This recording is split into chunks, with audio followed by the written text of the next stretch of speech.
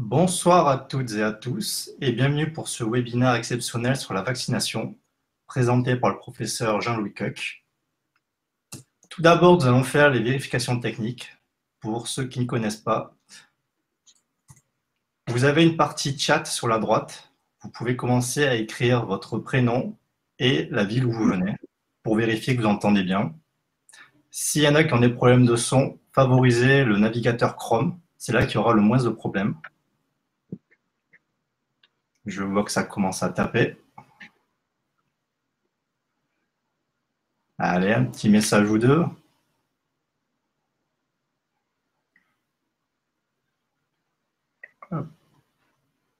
Voilà, bravo. Donc ce soir, ce sera le professeur Koch qui va présenter. Juste avant, il y aura une introduction par Daniel Vacher, la présidente de l'association Andar, et moi que vous pouvez retrouver pour la partie technique. Daniel, c'est à toi. Alors, bienvenue à tous. Je suis donc Danielle Vacher, la présidente de l'association Andar. Et Andar est dans le groupe Avenir. C'est donc en porte-parole de ce groupe Avenir que je suis là avec vous ce soir. Nous commencerons par faire un grand merci au professeur Koch qui, malgré un agenda très chargé, s'est rendu disponible pour vous présenter le maximum d'informations sur la vaccination et pouvoir répondre à vos questions après sa conférence. Alors, on va commencer par faire connaissance avec le groupe Avenir. Qu'est-ce que c'est que le groupe Avenir? Alors, c'est un collectif qui est né sous l'impulsion de 11 associations. Bon, maintenant, on est 12. En 2000 associations ont décidé de réfléchir ensemble. Et de réfléchir à quoi? À un sujet qui les concernait tous, la vaccination des immunodéprimés. Alors, les immunodéprimés, soit par la maladie, soit par les traitements. Et toutes ces associations avaient fait un même constat, c'est de voir que tous les patients manquaient d'informations et de connaissances sur la vaccination. Et notamment pour tous ces patients qui étaient à risque infectieux, ils n'avaient pas les recommandations nécessaires pour leur calendrier vaccinal. Alors, depuis 2013, des années ont passé et du travail a été fait. Donc, en 2013, le collectif se forme, puis des enquêtes se font sur, évidemment, le sujet de la vaccination des immunodéprimés. Une enquête aussi pour les professionnels de santé. Il y a eu également des engagements avec les institutions et un fait marquant avec 2 colloques qui ont eu lieu au Sénat. Et lors de ces colloques, des idées ont pu être portées par les associations et ils ont été entendus pour certaines. Les communications auprès des patients, du grand public et des professionnels de santé ont été portées par les associations du collectif, mais aussi par des associations qui se sont jointes à ces communications, dont l'AFA, la FLAR, le Rhin. Il y a des associations qui se sont rajoutées en plus. Et on est en 2019, et en 2019, la campagne se poursuit sur les réseaux sociaux et auprès des autorités en région. Alors les enquêtes à venir, il y en a eu 2, en 2013 et en 2016. Alors en 2013, on a l'impression qu'il y avait plus de participants. Il y avait effectivement plus de participants, mais en 2016, il y a eu plus de participants immunodéprimés. Donc l'un compense l'autre et on peut quand même comparer les résultats. Et ces résultats, ils sont décevants puisqu'on s'aperçoit que plus les années passent, plus la couverture vaccinale diminue. Alors, on s'est attaché, nous, aux 2 vaccinations qui sont les plus importantes pour les immunodéprimés, c'est-à-dire la grippe et le pneumocoque. Et vous voyez les résultats qui s'affichent nettement en baisse pour les 2. Et ces enquêtes ont montré aussi qu'il y avait une méconnaissance du risque infectieux. Il y a seulement 35% qui connaissent les infections à pneumocoque. Et fait un peu surprenant aussi, il n'y a que 22% des patients à risque qui connaissaient les vaccins qui leur étaient recommandés ou qui leur étaient au contraire contre-indiqués. C'est quand même un peu paradoxal. Et les raisons principales de la non-vaccination, eh bien, en fait, c'est la non-proposition du vaccin pour la grippe et pour le pneumocoque. Les professionnels qui ne proposent pas le vaccin, donc le patient n'est pas au courant et forcément, il ne se fait pas vacciner. Ces enquêtes, on peut tirer des conclusions de ces enquêtes. Couverture vaccinale basse, information sur la vaccination jugée insuffisante par les patients. Et il y a un lien certain entre la couverture vaccinale et la connaissance sur la vaccination. La confiance dans les médecins aussi est importante. Et on s'est aperçu que quand les professionnels de santé proposaient la vaccination, c'était un facteur favorisant la vaccination, comme quoi la confiance est importante. Alors, les propositions qui ont été faites et qui ont été portées auprès des institutions et notamment au Sénat sont les suivantes. Inclure la vaccination des adultes dans le débat sur la vaccination. Intégrer la vaccination dans le parcours de soins du patient à risque, du patient immunodéprimé. Améliorer le lien entre le médecin généraliste et le spécialiste, ça c'est important. Sensibiliser les professionnels de santé. Il faut encourager aussi les professionnels de santé à se vacciner. D'abord, c'est un modèle. Souvent, le patient se calque sur le comportement du médecin et en plus, il protège les personnes à risque. Il y a des personnes à risque qui ne peuvent pas se faire vacciner, autant que les professionnels de santé le soient pour les protéger. Et on a demandé aussi d'étendre la possibilité de prescrire et d'administrer les vaccins à d'autres professionnels de santé. Bon, c'est en train de s'étendre pour les pharmaciens, ce serait bien que ce soit aussi pour les infirmiers. Ça désengorgerait un peu les cabinets médicaux et ça inciterait les patients à se faire vacciner davantage. Alors, il faut aussi les informer, ces patients, sur l'importance de la vaccination, puisqu'on s'aperçoit qu'il manque d'informations. Donc, mettre le maximum d'informations avec des messages simples, répétés. Des outils qui facilitent le suivi vaccinal du patient, comme le carnet électronique, par exemple. Et puis, étendre l'envoi de bons de vaccination. On s'aperçoit quand même qu'avec le bon de vaccination, il y a une incitation à la vaccination. Et si la vaccination était incluse dans les programmes de TP, il y aurait aussi peut-être plus de prise de conscience de la nécessité de la vaccination. Voilà. On a aussi un recueil de questions que les patients se posent, que vous allez peut-être vous poser aussi, et que vous allez pouvoir poser au professeur Koch, qui vous répondra après, à la fin de son intervention. Donc, je vous souhaite une bonne conférence et je vous retrouve tout à l'heure.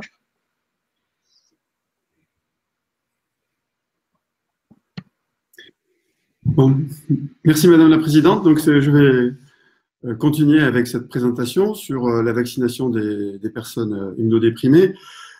Alors, quand on dit personnes immunodéprimées, il y a en fait une très très grande variété de situations. Et bien entendu, dans cet exposé, je ne pourrais pas montrer toute cette variété, cette diversité, ce n'est pas possible. Mais je montrerai quelques exemples où je ferai passer, je pense, certains messages qui sont importants. En tout cas, j'essaierai.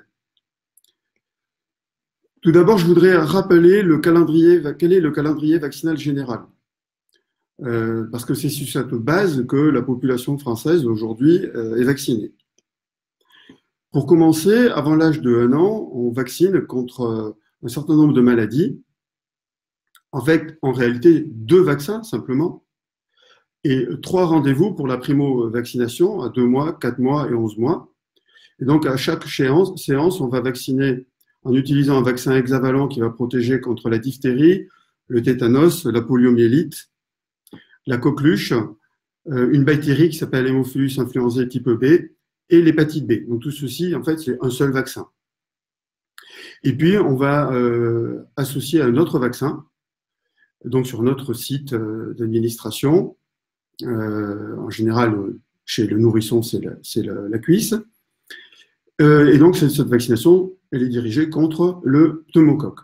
Donc ça, c'est les 3 premiers rendez-vous qui sont maintenant, pour tous les enfants qui sont nés depuis le 1er janvier 2018, obligatoires.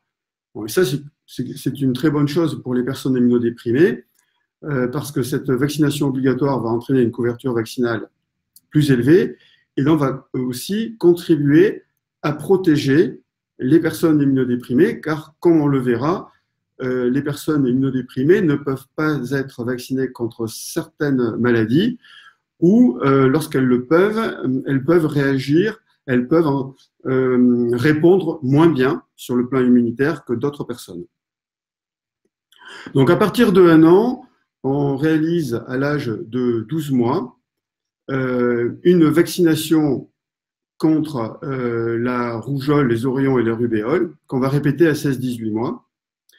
Et on va faire une vaccination contre le méningocoque C à l'âge de 12 mois. Alors là, je suis désolé, il n'y a pas d'injection à 16-18 mois, c'est uniquement à l'âge de 12 mois. Bon, je rectifierai après sur le diaporama, je ne sais pas s'il sera diffusé. Par contre, comme la couverture vaccinale n'était pas suffisamment élevée, on a introduit une dose de vaccin contre le méningocoque C à l'âge de 5 mois, qui n'existait pas auparavant, mais pourquoi? Parce qu'on pensait que la vaccination serait très largement répandue. Ça n'a pas été le cas. Il a fallu, pour protéger le nourrisson, ajouter une dose à l'âge de 5 mois, donc qui n'apparaît pas dans la diapositive précédente. Et depuis que la vaccination est obligatoire, les couvertures vaccinales ont considérablement augmenté. Et d'ailleurs, on a déjà vu les effets, puisque en 2017, il y avait au moins 17 méningites chez des tout petits nourrissons. Et l'année suivante, on n'en avait plus que 4.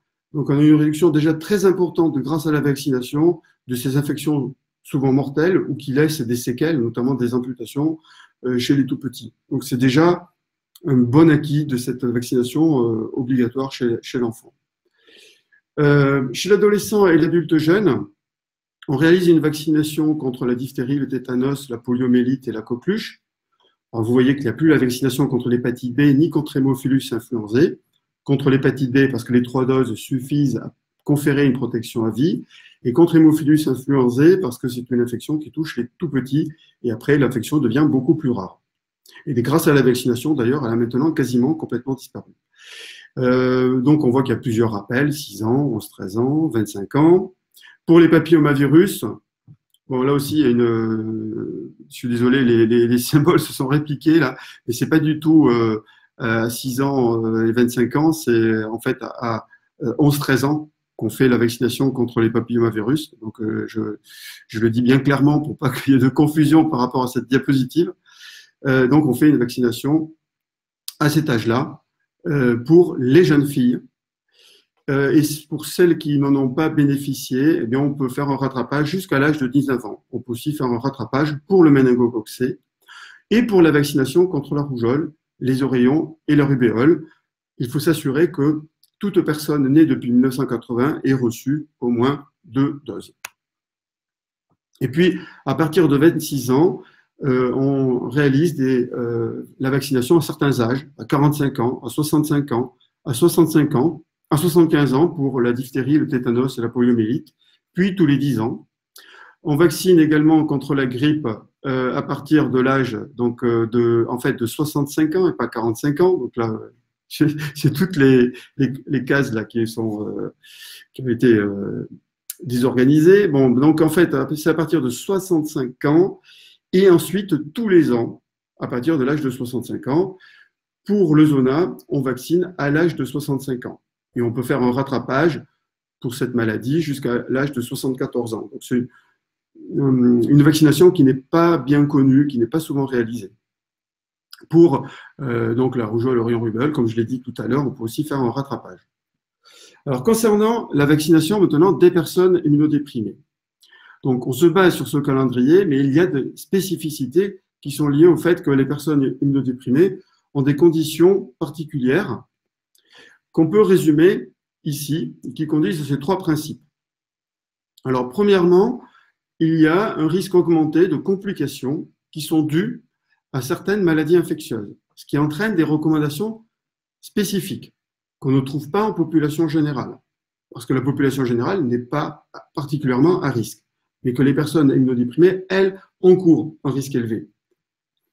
Il y a ensuite le problème de la diminution de ce qu'on appelle l'immunogénicité des vaccins. Bon, c'est un terme un peu compliqué pour dire simplement que les vaccins entraînent une protection grâce à la production de ce qu'on appelle des cellules de l'immunité spécifiques qui peuvent produire des anticorps ou des cellules qui vont agir directement pour éliminer les agents infectieux. En bref, les vaccins peuvent être moins efficaces chez les personnes immunodéprimées. Là aussi, il y a une très grande variabilité selon le type d'immunodépression et selon les personnes. Et cette diminution va conduire à établir des schémas vaccinaux renforcés. Alors, ils peuvent être renforcés de plusieurs manières, soit en augmentant le nombre de doses, soit en augmentant le dosage des vaccins, ou encore en faisant des rappels, en pratiquant des intervalles plus importants ou des rappels plus fréquents. Il existe également un problème pour certains vaccins, les vaccins vivants atténués, de tolérance. En effet, il existe un risque de maladie vaccinale après administration d'un vaccin vivant atténué. Qu'est-ce que c'est une maladie vaccinale? C'est le virus ou la bactérie atténuée qui va être plus virulente chez la personne immunodéprimée, tout simplement parce qu'elle se défend moins bien. Et donc, la multiplication de ce vaccin, qui est en fait un virus atténué, comme le virus naturel, si je puis dire, va donc pouvoir entraîner une maladie, un peu comme la maladie naturelle. Et donc, évidemment, par principe, on va contre-indiquer les vaccins vivants chez les personnes immunodéprimées, même s'il existe quelques petites exceptions ou des modulations à prévoir. C'est le principe de base à retenir. Ça veut dire aussi que les personnes immunodéprimées ne pourront pas être protégées contre certaines maladies.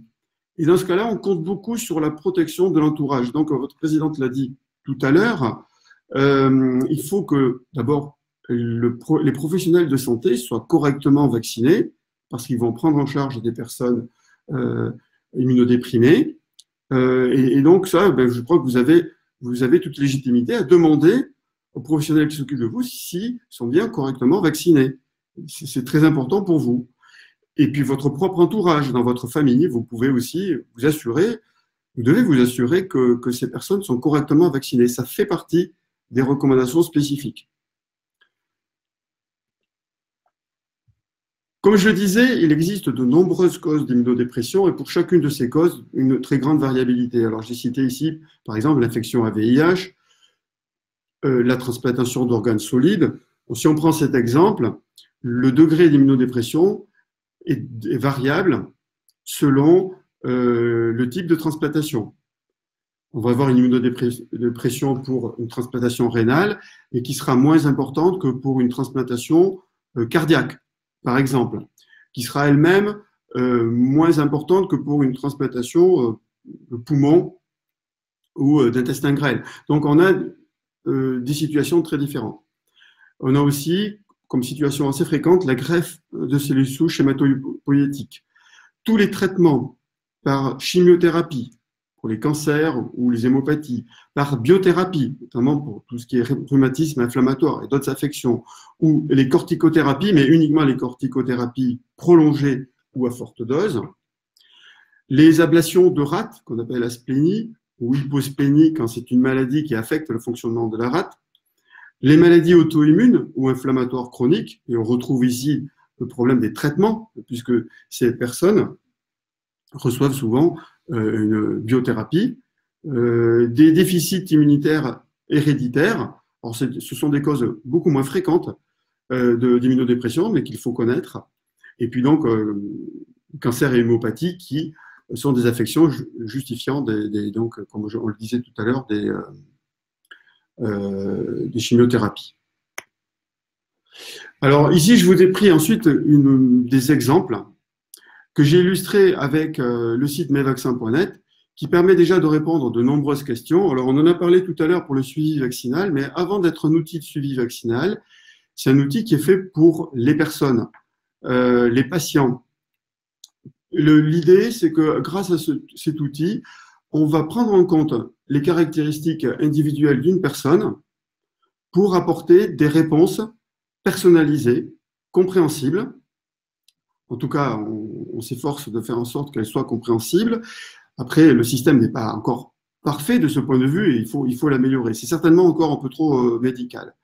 Donc pour cela, on va compléter un questionnaire. Ce questionnaire, vous pouvez déjà le compléter sans même faire de carnet de vaccination électronique en allant sur le site mesvaccins.net et vous aurez déjà des informations sur les maladies contre lesquelles vous devriez bénéficier d'une protection vaccinale. Alors, je vois que quelqu'un m'a dit que ouais, les pages tournent trop vite. Moi, je vais essayer de faire ça un peu plus lentement. Et comme j'avais un temps de 20 minutes, après, je pourrais très bien revenir sur certaines diapositives.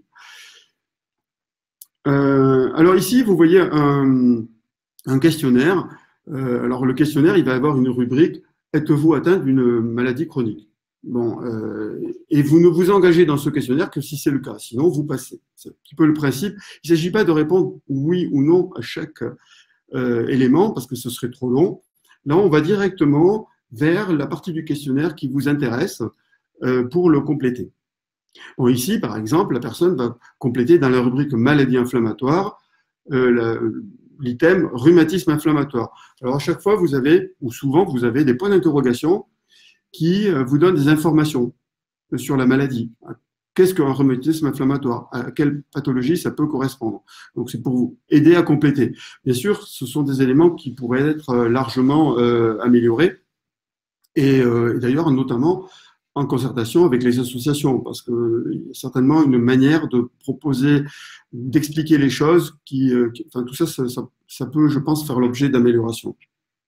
Donc, une fois qu'on a enregistrer cette information, en plus bien sûr de l'âge et du sexe, qui sont les informations de base, vous allez avoir des recommandations qu'on a appelées audit vaccinal. C'est-à-dire que vous allez avoir une liste de maladies contre lesquelles cette personne, compte tenu de l'âge, du sexe et de la maladie chronique ou d'autres éléments, notamment la profession, ça peut être aussi un voyage, ça va peut-être aussi donc l'entourage, comme on l'a vu tout à l'heure. En fonction de tous ces éléments qui regroupent à peu près toutes les recommandations existantes, vous allez avoir donc cette liste avec un message bref et encadré sur fond jaune, un message d'alerte, éventuellement des liens hypertextes. Par exemple, sur pneumocoque ici, je ne sais pas si vous voyez, mais vous avez une phrase écrite en bleu, recommandation spécifique concernant le vaccin pneumococcique.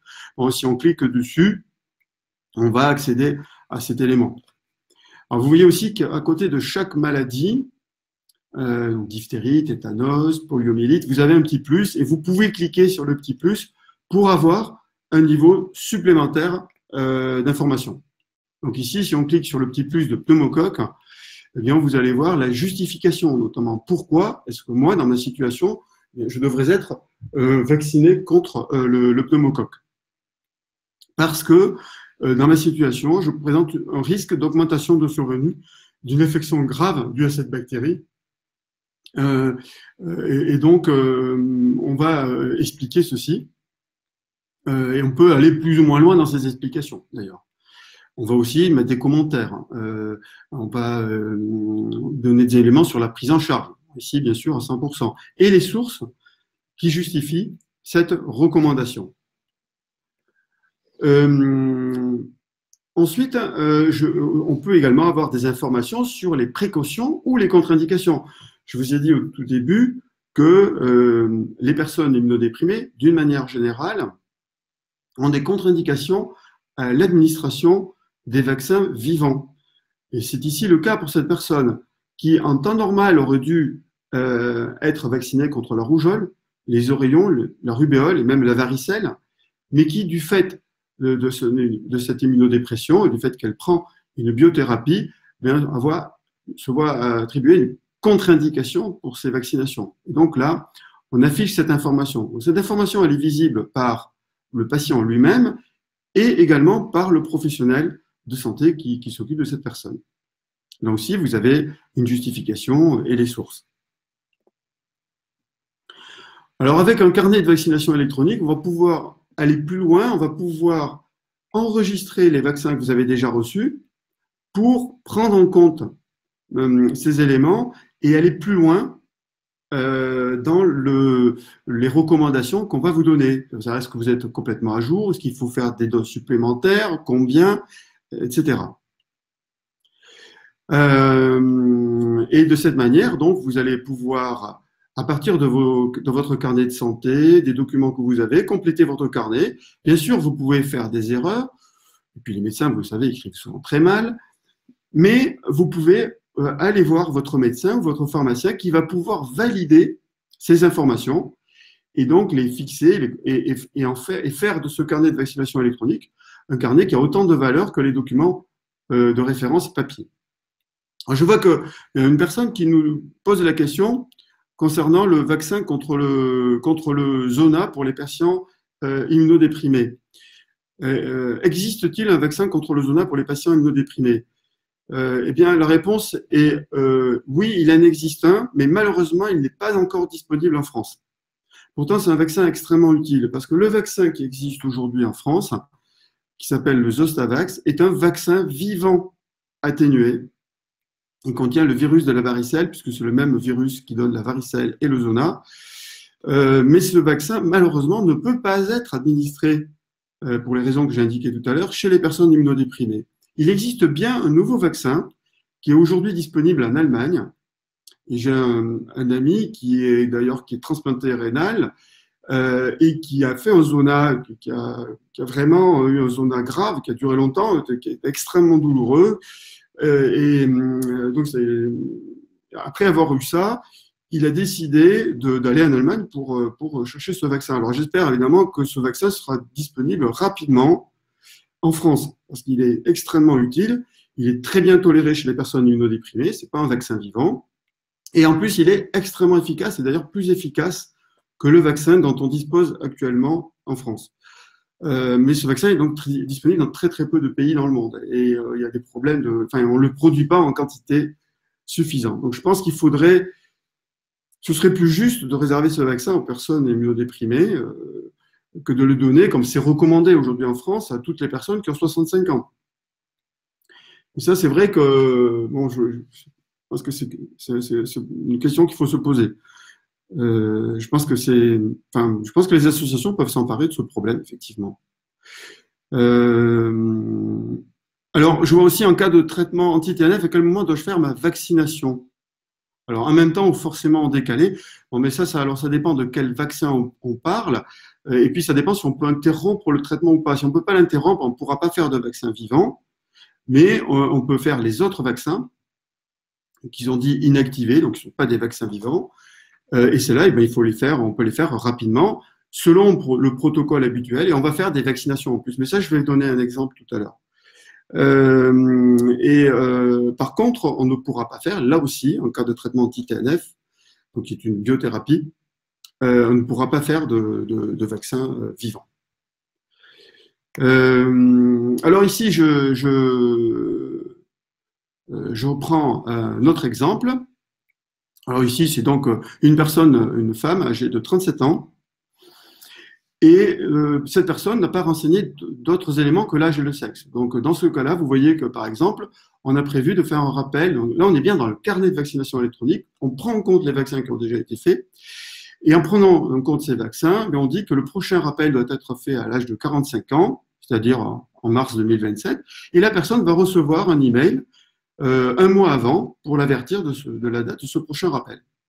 Et on voit qu'elle n'étant pas vaccinée contre rougeole, orion, rubéole, et également varicelle, parce que c'est une femme en âge d'avoir des enfants et qu'elle n'a pas eu la varicelle, c'est la recommandation actuelle. Donc il y a une recommandation qui s'applique pour ces 4 maladies. Si maintenant on ajoute une information supplémentaire, à savoir que cette personne a eu la varicelle, et qu'elle présente un rhumatisme inflammatoire, on va prendre en compte l'historique vaccinal pour adapter les recommandations. Et notamment la date des prochains rappels ou même peut-être la vaccination contre d'autres maladies. Donc en procédant de la sorte, vous allez avoir ce que on peut appeler un diagnostic vaccinal. Vous voyez ici donc cette liste de maladies avec cette fois-ci un code couleur, alors vert à jour, rouge pas à jour et orange bientôt une vaccination à faire.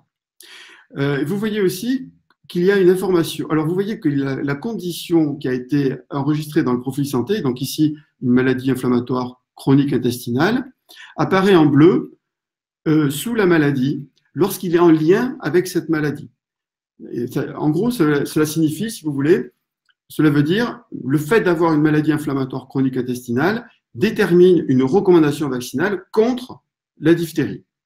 Voilà, donc vous pouvez faire le lien entre votre état de santé ou vos particularités individuelles, donc ici j'ai pris cet exemple, mais il y en a bien d'autres, hein, le lieu de résidence, la profession, et la recommandation. Et là, vous voyez aussi que dans ce qu'on appelle le diagnostic, il y a un message. Et le message, c'est que, en raison de l'immunodépression, il faut renforcer le schéma vaccinal. Et donc, ici, il faut faire la prochaine dose le 10 mai 2019, alors qu'avant, vous avez vu que, si je reviens en arrière, c'était le 1er mars 2027, à l'âge de 45 ans. Donc là, on va anticiper la dose, on va la faire plus tôt, parce qu'on sait que les anticorps risquent de disparaître plus vite. Voilà.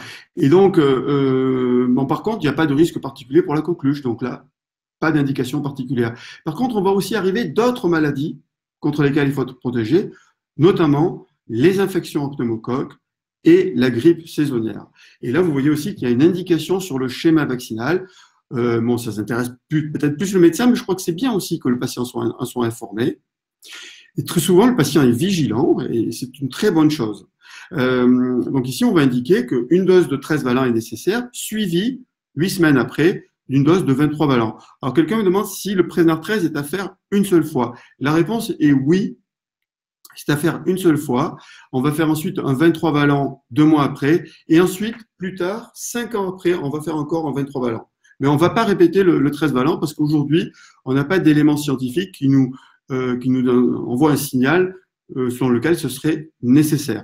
Donc l'idée, c'est de vacciner selon les besoins. Il ne s'agit pas de vacciner plus qu'il n'en faut, ni insuffisamment. Bon, l'idée, c'est d'être bien vacciné sans défaut ni excès. Pour être bien vacciné sans défaut ni excès, c'est pour l'instant une seule dose de vaccin 13 valents. Et là, vous voyez aussi qu'il y a le vaccin contre la grippe saisonnière apparaît, ainsi que la date de la prochaine dose, c'est-à-dire l'automne prochain, en octobre 2019. Là aussi, un mois avant, la personne recevra le rappel. Ensuite, là aussi, si vous cliquez sur une maladie, vous allez avoir plus d'informations. Donc, pourquoi il y a un schéma renforcé contre diphtérie, tétanos, polio. Bon, je passe plus rapidement parce que j'ai déjà été un peu long. J'ai déjà passé mon temps, mais j'ai voulu en même temps répondre à quelques questions. Pour le pneumocoque, même chose, on va avoir donc des éléments qui vont détailler les recommandations. Même chose sur la grippe. Et les conditions cumulées sont prises en compte. Par exemple, si c'est une personne qui habite à La Réunion, bien, la date de la prochaine vaccination sera avancée à avril de cette année, puisque là, nous sommes là-bas, c'est l'hiver austral, et donc on vaccine en décalé par rapport à l'hémisphère nord. Alors, je vois comme question, les personnes qui ont eu dans leur enfance nombre de maladies infantile sont-elles protégées? Dans la grande majorité des cas, oui, sauf quelques exceptions. Par exemple, les personnes qui ont eu une greffe de moelle. Parce que dans ce cas-là, on efface toute la mémoire immunologique en même temps que les lymphocytes. Mais c'est un cas très particulier. Sinon, oui, les personnes restent protégées pour certaines maladies. Pour les maladies qui confèrent, lorsqu'on les a eues, une protection importante. Mais ce n'est pas le cas de toutes les maladies. Quand on a fait une rougeole, on est protégé à vie. Mais quand on a fait une coqueluche, on n'est pas protégé à vie, on est juste protégé pendant quelques années. Alors, je vois aussi qu'une personne me dit que ce carnet est parfait, mais très difficile d'aborder le sujet en ETP. Alors, en ETP, en éducation thérapeutique peut-être oui. Oui, c'est possible. C'est possible que. Alors après, il y a peut-être des manières de l'utiliser, mais il faudrait justement discuter avec vous pour voir comment l'améliorer et le rendre peut-être plus adapté. Donc ici un exemple. Alors bien sûr, selon les maladies, selon les causes d'immunodépression, on va avoir des recommandations différentes. Ici, par exemple, une greffe de rein. Donc là, la personne a eu 2 doses. Eh bien, elle est déjà protégée. Donc bien sûr, il y a une contre-indication à la vaccination contre ces maladies, puisqu'il s'agit de vaccins vivants. Mais là, heureusement, la personne a déjà reçu ses doses. C'est l'occasion de dire que chaque fois qu'on peut anticiper, il faut vacciner avant que, bien sûr, c'est pas toujours possible, mais lorsque ça l'est, il faut vacciner avant l'immunodépression. Par exemple, quand il y a un programme thérapeutique qui s'annonce, qu'on sait qu'on va commencer une chimiothérapie, mais si on a le temps, on vaccine avant. On sait que, par exemple, il y a une splénectomie programmée, on vaccine avant. Et donc, tout ça permet d'asseoir l'immunité, de faire en sorte que la personne soit bien protégée avant que la cause d'immunodépression survienne. Ici, toujours pour un cas de greffe de rein, on a également un schéma donc renforcé contre TTP, même chose que pour tout à l'heure. Mais là, contrairement à ce qu'on a vu pour le cas de la biothérapie, on voit apparaître une autre recommandation, celle de vacciner contre l'hépatite B. Et on voit aussi qu'il faut utiliser dans cette situation, à raison de la moindre réponse, un schéma renforcé. Et si on va plus loin, d'ailleurs, on voit aussi qu'il faut faire des dosages réguliers des anticorps pour voir s'il ne faut pas, à un moment donné, recommencer la vaccination. Donc, on va adapter la vaccination au degré d'immunodépression. Donc, c'est vraiment une vaccination sur mesure. Alors, le problème aujourd'hui, ça a été dit par la présidente Madame Vacher tout à l'heure, c'est que ces recommandations sont extraordinairement complexes. Je l'ai simplifié à l'extrême parce que, encore une fois, la diversité des situations est tellement importante. Et le problème, c'est qu'aujourd'hui, quand une personne, mais c'est pas simplement les personnes immunodéprimées, mais quand on demande l'avis d'un médecin, on obtient un avis, et quand on demande l'avis d'un autre professionnel, on a parfois un avis différent, et donc on ne sait plus où on en est. Ça, c'est très compliqué. Les spécialistes connaissent bien, mais on ne vaccine pas à l'hôpital. Donc, c'est le médecin généraliste qui doit s'en occuper. Donc, il faudrait une coordination. Et cette coordination, aujourd'hui, il faut reconnaître qu'elle n'est pas suffisante. Donc, l'intérêt du carnet, c'est aussi d'assurer, sous le regard de chaque patient, qui est maître de son carnet, le carnet lui appartient, on peut le supprimer d'ailleurs, hein, faire ce qu'on veut avec, ça permet d'être le pivot central du partage d'informations entre les différents professionnels. Donc, on peut dire que ce carnet, c'est un contenant d'informations partagées entre la personne, ici au sens large le citoyen, et ou les professionnels de santé qui vont concourir au parcours de santé. Et la particularité aussi, c'est que ce carnet va contenir certes les vaccins qui ont été reçus, mais aussi des éléments qui permettent d'afficher des recommandations personnalisées. Ça, on ne le trouve pas évidemment avec le papier, d'autant plus que les recommandations évoluent et que dans le carnet, vous avez écrit quelque chose comme si c'était fixé dans le marbre, alors que tout évolue très vite en matière de vaccination, en fonction de l'épidémiologie, en fonction d'autres éléments. Donc, de cette manière, on peut améliorer le parcours vaccinal. On peut parler de parcours vaccinal intelligent, parce que si, par exemple, une personne est hospitalisée, qu'on diagnostique un lymphome, eh bien, on va pouvoir, par intégration dans le système d'information hospitalier, créer un carnet de vaccination accessible au patient qui va pouvoir le partager avec son médecin, son pharmacien. Et là aussi, on pourrait gagner des étapes parce qu'aujourd'hui, pour être vacciné, qu'est-ce qu'il faut faire? Bon, d'abord, on est suivi à l'hôpital. Ensuite, il faut aller voir son médecin qui va prescrire le vaccin. Il faut aller voir le pharmacien qui va le délivrer. Il faut retourner voir le médecin qui va l'administrer. C'est trop compliqué. À chaque étape, on perd des occasions de se faire vacciner. S'il y a un système expert qui, sous le regard du patient et aussi avec la participation du médecin spécialiste à l'hôpital, ça permet de s'assurer qu'il faut bien vacciner contre telle maladie de telle manière, on pourrait directement aller voir le pharmacien pour délivrer le vaccin et ensuite le médecin pour l'administrer. Donc, vous gagnerez du temps et les personnes seraient mieux protégées. Alors, il y a des applications mobiles également qui simplifient tout ça, mais là, je vais passer vite. Hein. Il y a des applications professionnelles de santé. Bon, là, j'avais une petite vidéo, mais là, je ne peux pas vous la montrer parce que c'est un document PDF. Mais si vous faites scanner le code data matrice, vous pouvez lire le code qui se trouve sur la boîte de vaccin et enregistrer automatiquement tous les éléments du vaccin avec la meilleure qualité et sans risque de se tromper. Et ça, le professionnel peut le faire, mais le patient peut le faire aussi avec son application mobile. Voilà, donc alors bien sûr, ceci, bon, c'est une boutade, mais on ne trouve pas toutes les réponses sur un site internet. Bon, ce n'est pas possible, mais on peut quand même en trouver beaucoup plus qu'avant avec ce type de système intelligent pour la vaccination. Et puis, c'est aussi un moyen de sensibiliser les personnes, de sensibiliser les professionnels de santé pour éventuellement aller plus loin et répondre à des questions plus pointues dont les réponses ne se trouvent pas dans le carnet de vaccination électronique parce que c'est parfois tellement particulier, tellement compliqué qu'on ne peut pas répondre à tout. Donc, il faut aussi rester modeste, bien entendu. Voilà, donc c'est les messages que je voulais faire passer. Et surtout, n'hésitez pas à me poser des questions pour essayer d'aller un petit peu plus loin.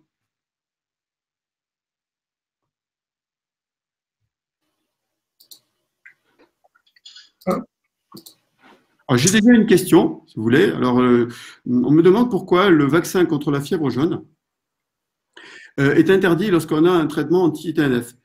Parce que le vaccin contre la fièvre jaune est un vaccin vivant. Donc là aussi, si vous avez l'occasion d'anticiper ou de faire une fenêtre thérapeutique pendant laquelle vous n'avez pas de traitement, mais cette fenêtre doit être le plus souvent d'au moins 3 mois, à ce moment-là, vous pouvez être vacciné et il suffit d'avoir une dose de vaccin contre la fièvre jaune pour être protégé à vie et aller dans tous les pays. Auparavant, il fallait faire des vaccins tous les 10 ans. Maintenant, on s'est rendu compte qu'une seule vaccination suffisait. Donc, il faut aussi anticiper ça, parce que certains médecins risquent de ne pas y penser. Une personne qui sait qu'elle risque de devenir immunodéprimée, mais par exemple, ça peut être dans la phase de pré-transplantation, il y a tout intérêt à être vacciné contre certaines maladies, même si elle n'est pas exposée aujourd'hui. Et si un jour elle a l'intention de voyager dans un pays tropical, elle peut être amenée à faire ce voyage, et il vaut mieux le prévoir pour faire cette vaccination contre la fièvre jaune tant que ça reste possible. Parce qu'après, ce vaccin-là, c'est totalement impossible de le faire en cas d'immunodépression. C'est un vaccin qui est un vaccin vivant, qui est vraiment assez proche du virus sauvage. Alors, bien sûr, ça reste un vaccin, mais en tout cas, on ne pourra pas le faire chez une personne immunodéprimée. Alors, concernant toujours le vaccin pour la fièvre jaune, tout à l'heure, Gérard a posé une question, savoir si une seule vaccination nous couvre pour toute la vie. Oui, alors, oui, chez les personnes qui ne sont pas immunodéprimées, mais effectivement, vous pourriez me dire, oui, mais en cas d'immunodépression. Alors, en cas d'immunodépression, bon, ce vaccin étant très efficace, souvent, on a ça va dépendre du degré d'immunodépression. Très souvent, on a une protection assez longue.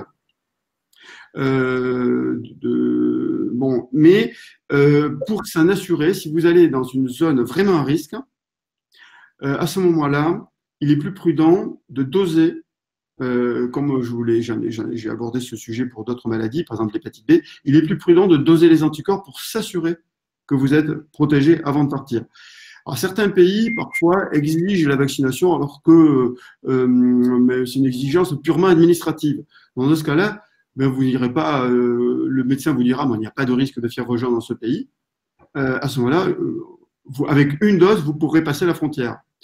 Mais s'il y a un risque de fièvre jaune dans le pays, là, il faudra s'assurer que vous êtes protégé. Et si le taux d'anticorps est insuffisant, ben, soit il faudra renoncer au voyage, soit voir s'il y a une possibilité, par exemple, comme je l'ai expliqué tout à l'heure, avec ce qu'on appelle une fenêtre thérapeutique, c'est-à-dire laisser passer un temps suffisamment long, en général 3 mois, sans traitement immunosuppresseur, pour ensuite faire le traitement. Mais ça, c'est possible lorsque l'immunodépression est liée à un traitement. Si c'est une immunodépression liée à une maladie, par exemple une affection génétique, ça ne sera pas possible. Il y a une autre question qui est arrivée aussi concernant la rupture des vaccins, pneumocoque notamment et grippe. Donc, c'est aussi un frein à la vaccination. Quand le patient n'arrive pas à trouver son vaccin, il n'y en a pas une deuxième fois. Oui, c'est un vrai problème et donc il y a eu de nombreux échanges entre les autorités de santé et les laboratoires pour résoudre ce problème. Donc il y a eu depuis les ruptures de stock importantes qu'on a eues ces dernières années, des mesures ont été prises et notamment une concertation au niveau européen et même au niveau international pour s'assurer qu'en cas de rupture de stock, on puisse importer facilement des vaccins dans notre pays. Je pense qu'aussi, et c'est ce que fait la Haute Autorité de Santé, dans ces cas-là, il faut absolument réserver la vaccination à ceux qui en ont le plus besoin. Et là, je vois dans l'exemple qui est cité, on parle du pneumocoque. Eh bien, dans ce cas-là, ce sont les personnes immunodéprimées qui doivent être prioritaires, bien entendu. Aujourd'hui, contre la grippe, il y a peu de rupture de stock parce qu'il y a une certaine variété de vaccins. Donc jusqu'à présent, on n'a pas eu de rupture vraie. On a eu des tensions, notamment cette année d'ailleurs, dans certaines régions. Mais enfin, on y arrive toujours. Par contre, pour le pneumocoque, il y a eu une vraie rupture qui est arrivée au moment où on est passé d'un vaccin à un autre. Bon, il n'y a pas eu de rupture concernant le Prevnar 13, et donc cette vaccination peut toujours être faite. La rupture concernant, là en l'occurrence, il s'agit du vaccin Pneumovax, bon, elle a été résolue. Il faut être extrêmement vigilant pour s'assurer que ça ne se reproduise pas.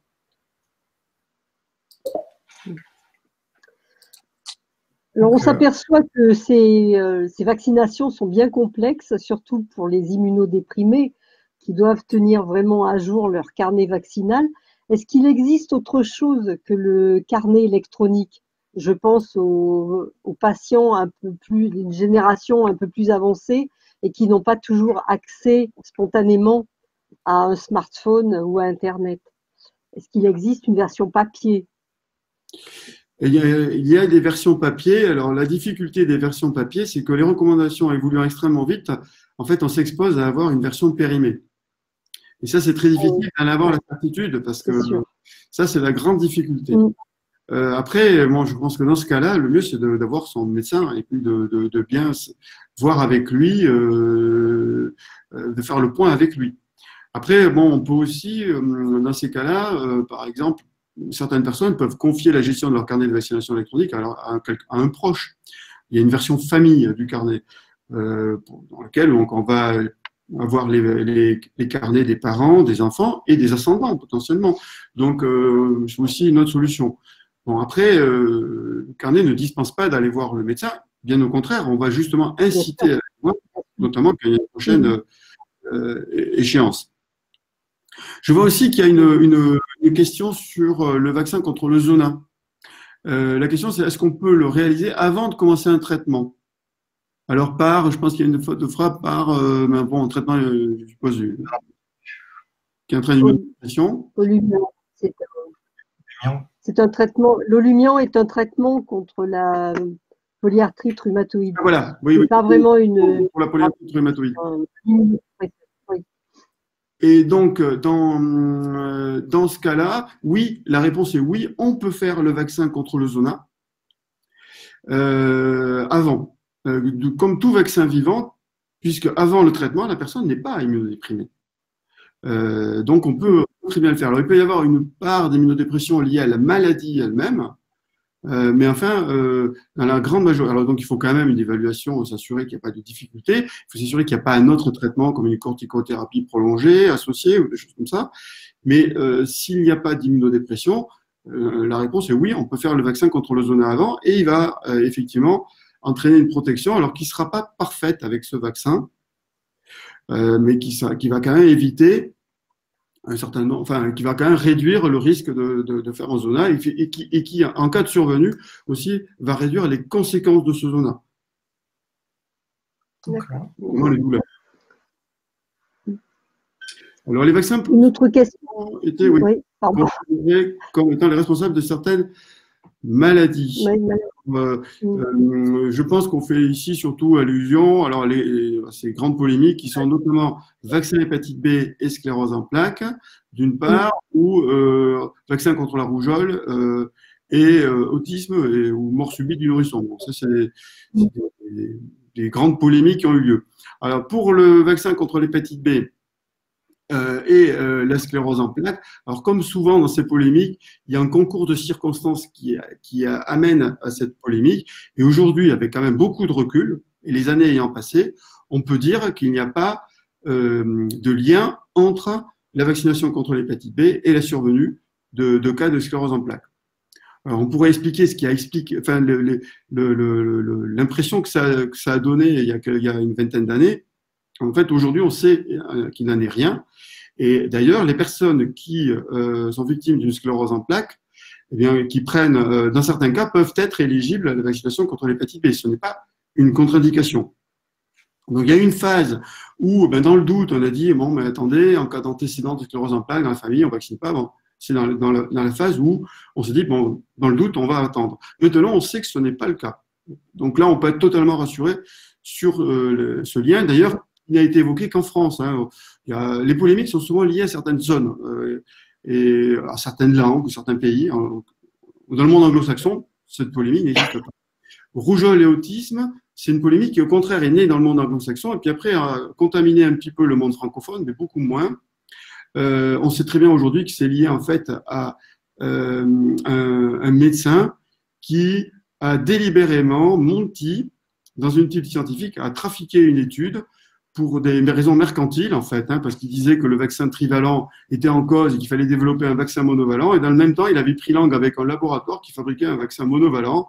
Enfin bref, c'était vraiment un article scientifique complètement frauduleux qui a été retiré depuis, qui portait d'ailleurs sur une dizaine de cas, et aussi aujourd'hui qui a strictement aucun lien. Et encore une très grande étude vient de les montrer aujourd'hui, tout récemment.